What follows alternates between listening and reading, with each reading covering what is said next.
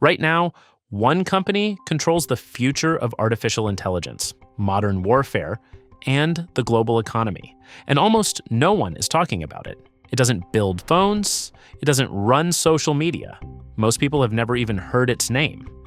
But if it stopped operating tomorrow, the world wouldn't slow down. It would break. And it's located in one of the most dangerous places in the world. So how did something this critical end up in one place? Because this isn't supposed to happen. In most industries, power is distributed, oil, finance, manufacturing, spread across countries and continents. But advanced computing is different.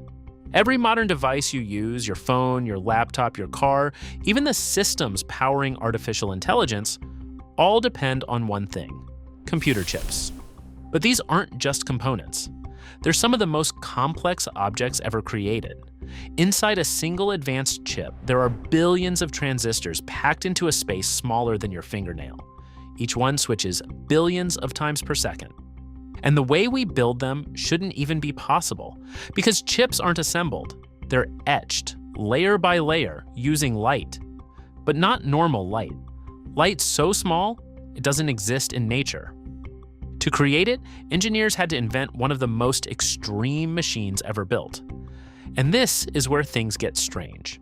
Only one company in the world can make these machines. They're called extreme ultraviolet, or EUV lithography systems. And they don't just manufacture chips, they make modern computing possible. Each machine costs more than $300 million, weighs over 100 tons, and is built from hundreds of thousands of parts. Roughly the size of a bus, each unit arrives in pieces, with its components filling 40 freight containers, 3 cargo planes, and 20 trucks. Inside it, lasers fire at molten droplets of tin 50,000 times per second, creating plasma hotter than the surface of the sun. That plasma generates light at a wavelength of just 13.5 nanometers. It's then reflected through mirrors polished so precisely they can't have imperfections larger than a single atom. Because at this scale, one defect can destroy an entire chip. But even with all of this, precision isn't enough. Because the real challenge is something most people have never heard of. It's called yield. When a silicon wafer is produced, it doesn't create one chip. It creates hundreds. But if even a small percentage fail, the entire process becomes unprofitable. So the real problem isn't, can you make advanced chips? It's, can you make them consistently at scale with almost zero errors? And only one company in the world has solved that problem. That company is TSMC.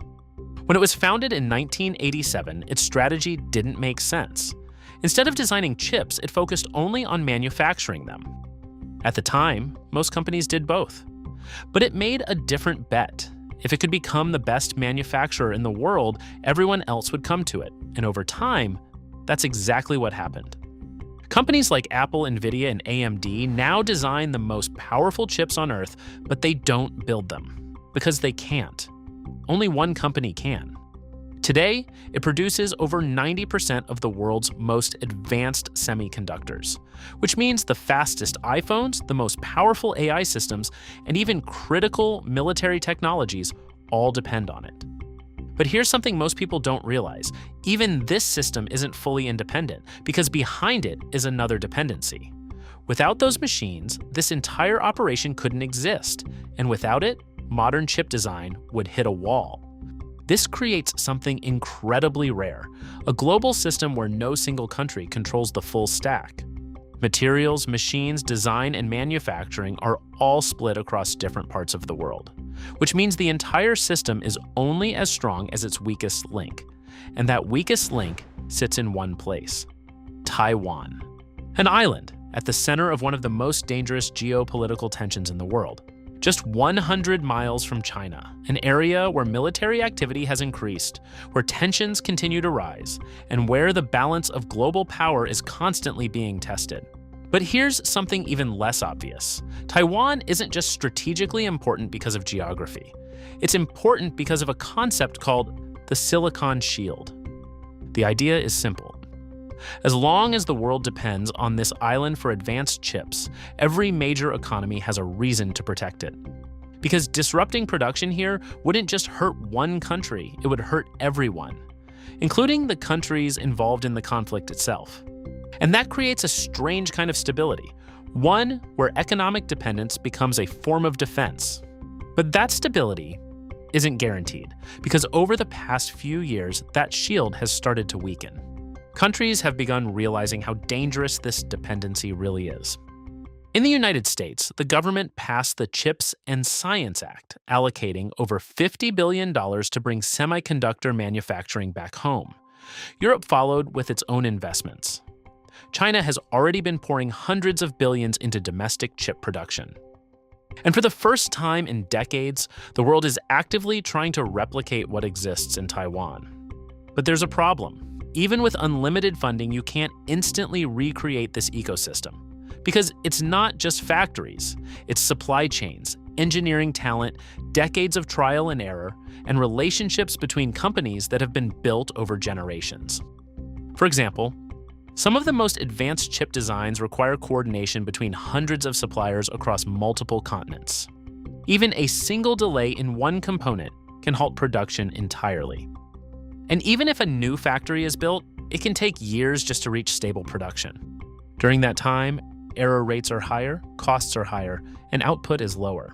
Which means that even as countries try to reduce dependence, the world remains deeply tied to this one location.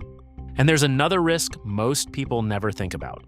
Taiwan sits in a region prone to earthquakes, and even short interruptions can have massive ripple effects. Because modern supply chains don't have large stockpiles, they rely on constant, uninterrupted production. So even a temporary disruption can lead to global shortages, which we've already seen before. During the COVID-19 pandemic, a shortage of semiconductors quietly triggered a global chain reaction. Car manufacturers expecting demand to collapse cut their chip orders, but demand didn't disappear, it surged. And when automakers tried to restart production, the chips were gone. Factories slowed down, production lines stopped. And almost overnight, new cars became harder to find. So buyers turned to the used car market. And that's when things got strange. Prices didn't just increase, they spiked. In the United States, used car prices rose by nearly 30% in just 1 year. At the peak of the shortage, some models increased by as much as 40 to 45%. In some cases, used cars were selling for more than their original price when new. Rental companies, who normally buy new cars, were forced to buy used ones at auction just to keep their fleets running. And for many people, a 3-year-old used car suddenly cost as much as a brand new car just a few years earlier. And all of this from a shortage of tiny components most people never think about. And it didn't stop with cars.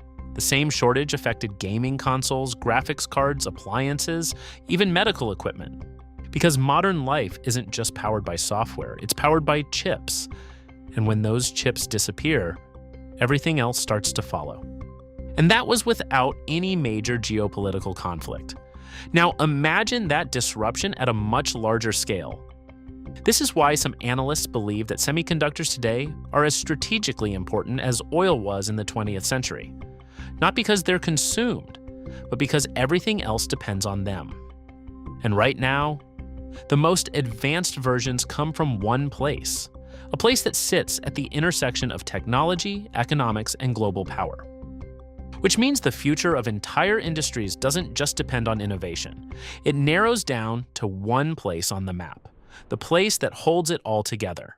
And right now, that place is Taiwan.